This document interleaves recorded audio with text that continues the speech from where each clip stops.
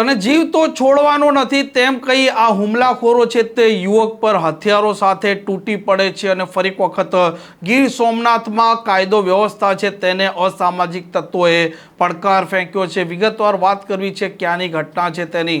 વૈષ્ણવજન તો તેને કહીએ જે પીડ પરાઈ જાનાને રે।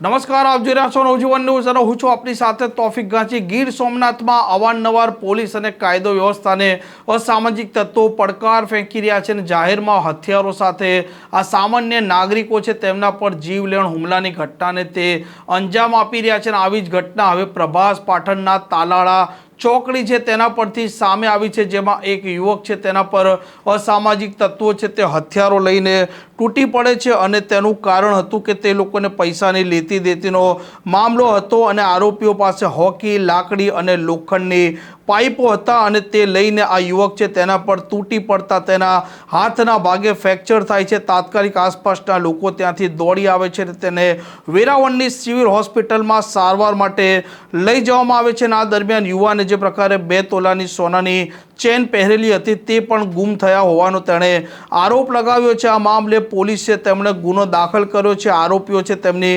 ધરપકડ કરવા માટે તેમણે ચક્રો ગતિમાન કર્યા છે અને ઉધાર પૈસાનો મામલો છે તે સામે આવ્યો છે અને આ મામલે જે પ્રકારે ઇજાગ્રસ્ત છે તેમના ભાઈ ફઝમ અનવર પંજા છે તેમનું નિવેદન છે તે પણ સામે આવ્યું છે। ફઝમ અનવર પંજા ઘટનાક્રમ એવી રીતના હતી કે કાલે અમે 11:30 પોણા 12 ની વચમાં અહીંયા ભાભા પાન ઉપર અમે અમારા બનેવી છે અને અમે પાન ખાવા આવ્યા હતા અહીંયા, બરાબર। હવે એ જે સામેવાળા આરોપી છે એ લોકોથી આ ભાઈની પહેલાથી જ લપાલતી હતી। 5-10 દિવસ પહેલા આ લોકો ભાઈને ધાક ધમકી દેવામાં આવી હતી અને આ લોકોની પૈસાની મેટર છે એટલે એના પપ્પાને ફોન આવ્યો હતો કે અમે તારા છોકરાને મારી નાખશું એવી ધમકીઓ આવતી હતી।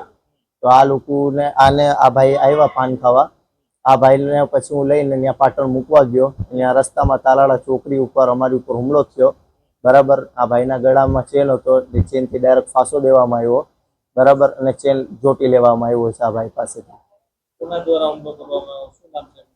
હુમલો કરવા વાળાનું નામ છે સલમાન શાહ કરીને નામ છે।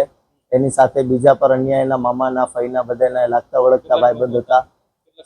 સમથિંગ મને જેટલા નામ યાદ છે એટલે 5-7 જણા જેવા હતા અને બીજા અન્ય લોકો હતા જે નવા હતા, જેને હું નહોતો ઓળખતો, એટલા ભાઈબંધ હતા મારવામાં। મારા બનેવી હોટલનું કામ કરે છે, બરાબર, અને મારા બનેવીને એની પાસેથી આરોપી પાસેથી 80-85 હજાર જેવી રકમ લેવાની બાબતે એ બેમાં મનદુખ થયું અને મનદુખ થવાના કારણે આ ઘટના બની। આ પોલીસ ફરિયાદ કરી છે।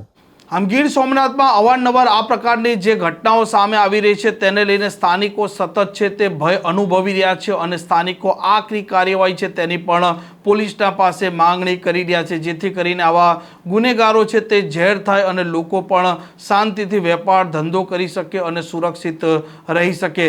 આ પ્રકારની ક્રાઇમ સ્ટોરી માટે નવજીવન ન્યૂઝ ચેનલ સાથે જોડાયેલા રહો। નમસ્કાર।